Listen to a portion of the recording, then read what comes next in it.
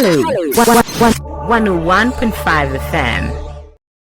Hassan Ayariga, good morning. Good morning to you. Leader, founder, APC. Happy New Year anyway. I think this is the first time we're speaking on the network, so it's in order that I wish you Happy New Year. Oh, thank you. Many happy returns. All right. So, you were part of the demonstrators yesterday, correct? Yes, part of the demonstration yesterday. All right. Your general impression about the whole caboodle, how did it go in your estimation?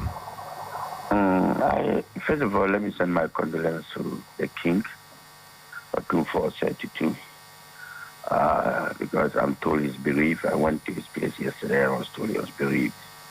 So our condolences to the king and to the people of the kingdom. Yesterday was a very massive demonstration, a peaceful demonstration, an attractive demonstration.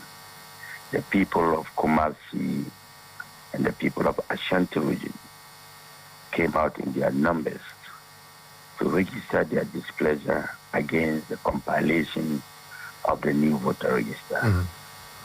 And I also want to send my warm regards to the security, the police, that also helped in making sure that it was peacefully organized, and then the works we had security around. So we are grateful for the police and the commander. So we registered our displeasure. Kenyans have seen that the EC, led by Madam Jean Mensah, we spoke our mind. We gave speeches from various political parties and their leaders, everyone identifying the reason why we don't need a voter register. And we think that it is high time the EC, as an institutional body that is supposed to enhance democracy, listen to the people who are involved in democracy. And that is why we went on demonstration. When people engage in demonstration, they engage in demonstration because, one, they are not heard. People don't want the parties involved are not listening to one another. They are unable to sit and understand each other. And that is why it ends up in demonstration. Well, I've cited some of the placards that were held and were being displayed by some of the demonstrators. And for me, I found some of the inscriptions quite insulting. And I'm wondering whether that was sanctioned by the leadership of which you were part. You have to draw my attention to such placards. I am unable to repeat same on radio, but it was referring to Madam Jean Mensah and Dr. Bosman, and I found them quite insulting. Maybe it happened on your blind side, or if it didn't, then I am trying to find out whether that was sanctioned by the leadership. I am unable to read all the placards yesterday because, a lot of people there yesterday, thousands of people, everyone coming out with his or her own placard and the description. So for me, I'm unable to tell which of the placards that you are referring to so far. Did you perchance see any placards with the images of Dr. Bosman and Madam J. Mensah? Did you see any such thing? Well, I'm not sure. Not that I'm privy to, because we were in front, walking, and the rest of the demonstrators were behind us with their placards and holding, and some were also in front. So you can't read all the placards that my party, we didn't even actually come out with a placard. We were just holding our flags and then we're moving. So I don't know which of the parties would actually came out with placards. I see. Now, can we move on? But, yeah. If you can draw my attention. No, okay, now let me get a little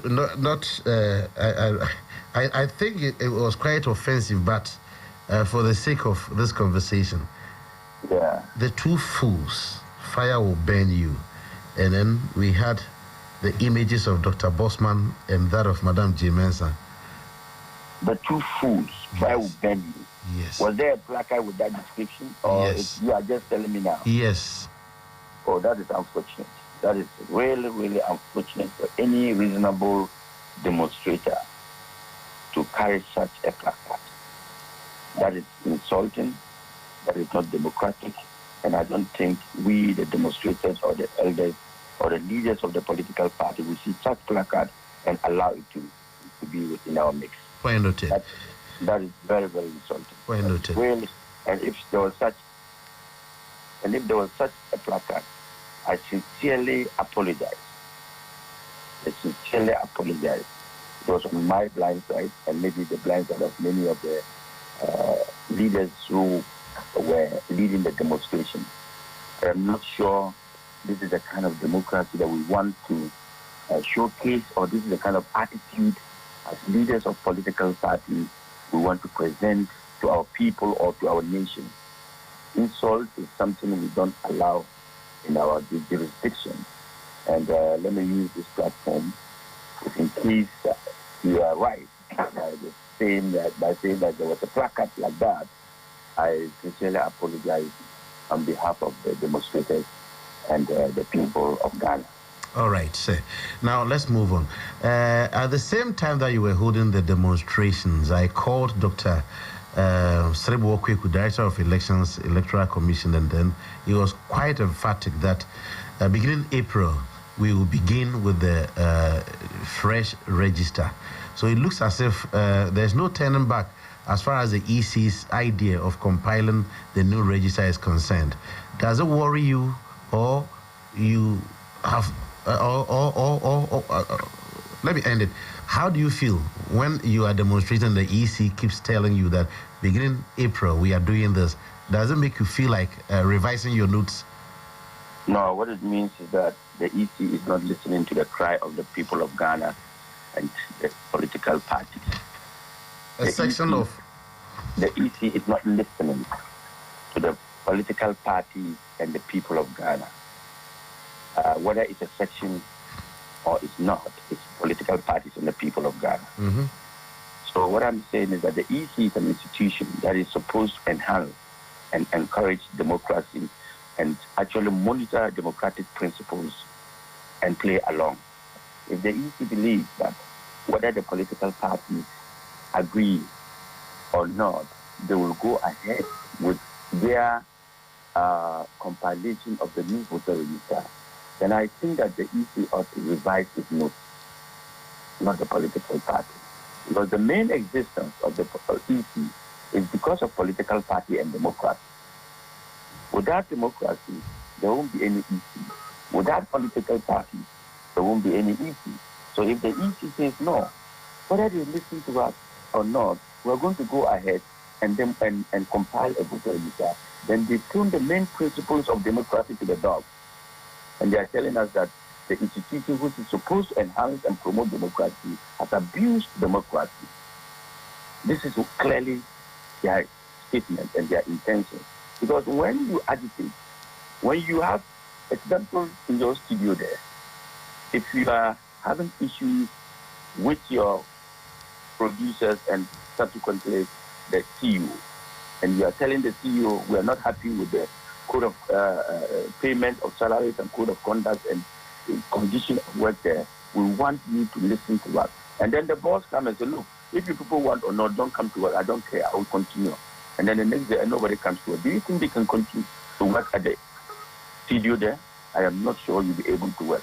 And we are saying, look, the EC's argument against the compilation of a new voter register or for the compilation of new register are not reasonable arguments that one has to use those arguments in order to compile a new voter register. Let me take you to the technicality rather than the reason.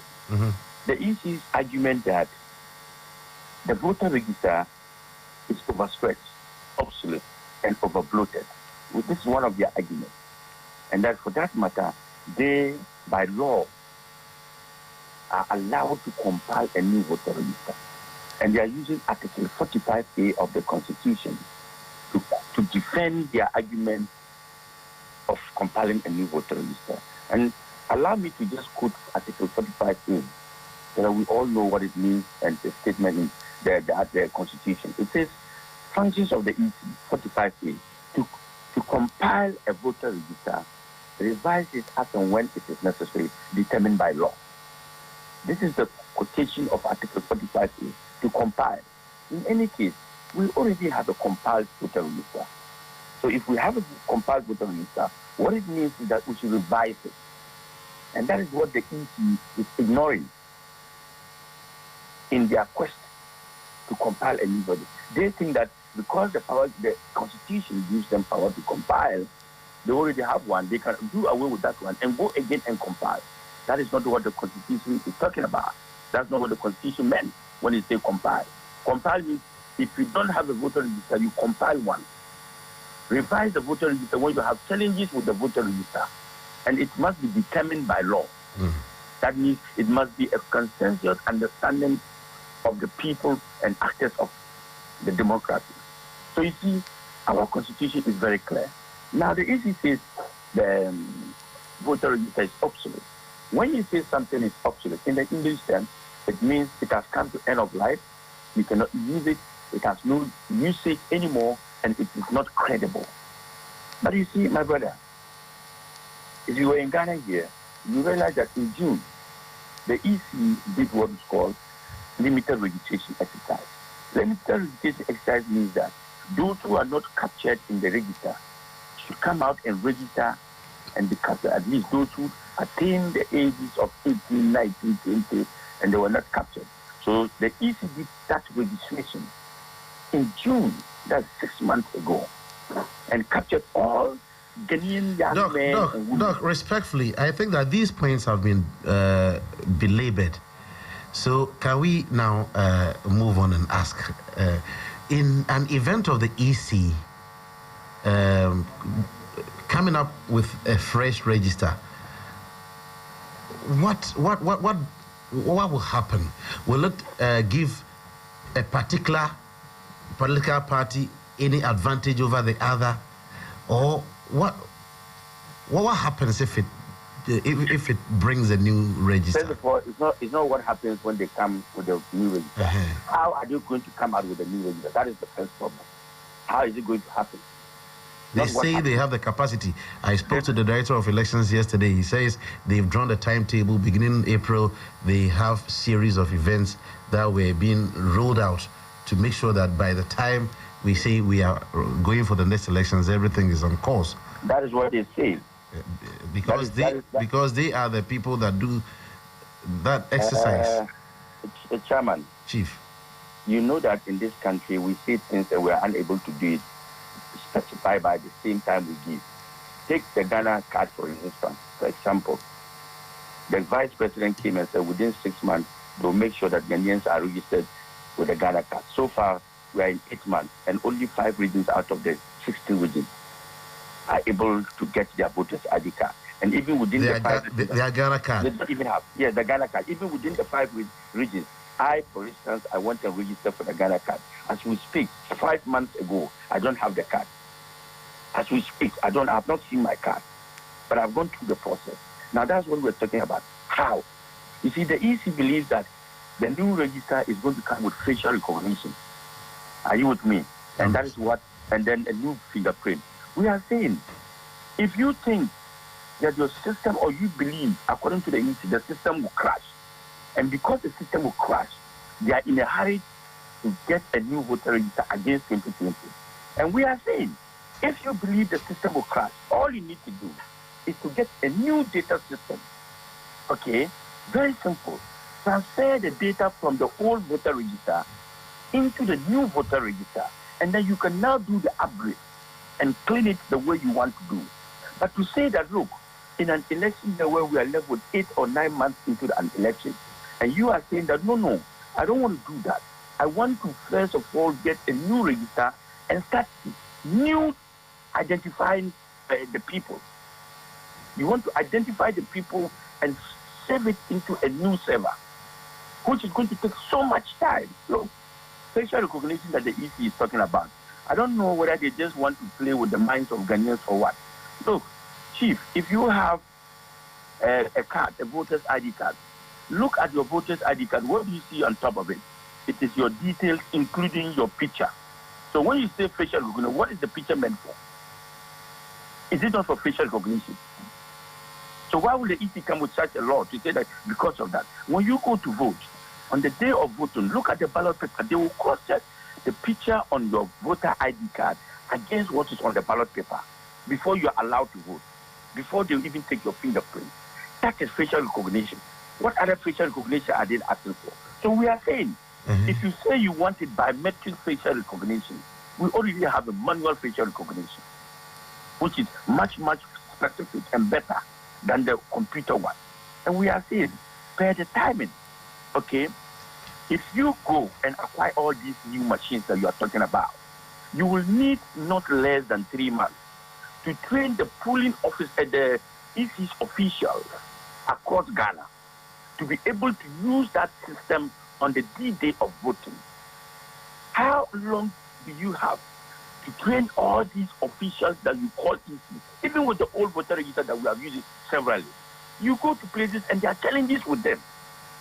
And they are unable to capture the people, and then they have to do manual verification. Even with that one that they are used to, they already have difficulties handling it. Not to talk of a new one that is going to come out with different features and different management systems, which you don't even know.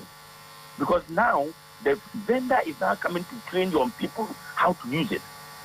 And in an election year, where were you in 2017? Where were you in 2018? What happened to 2019? If you knew all this time that you wanted a new voter register, what were you doing? And we are saying, we are the partners of democracy. EC, we are 2 people involved in the compilation of a voter register. The first partners are the EC. They will get the devices and bring it to the centers at the polling station. The second party is the political party.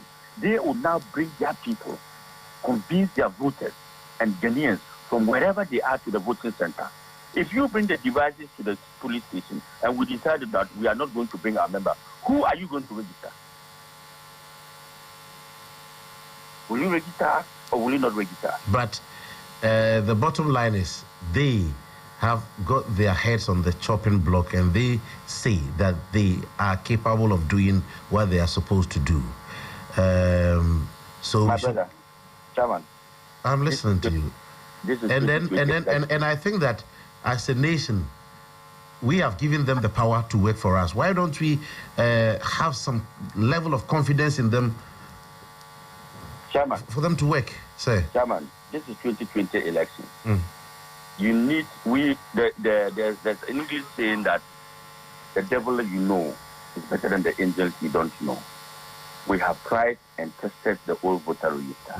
We are going into a major election that we have not used this new voter register per the EC. We cannot try that voter register on a crucial election where we have one sitting president and then another new president who wants to emerge. And that is Hassan Ayariga. We will not use that new register to mess up the systems. If we go with this new register and the issues on the D-day of voting, who are they going to compromise the election, or are they going to come out and tell us that the machines are also obsolete? The machines cannot do what we are supposed to do. Why? That is our argument. But the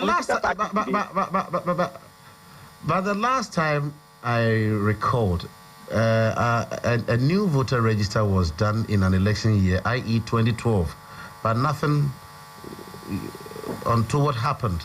So why are we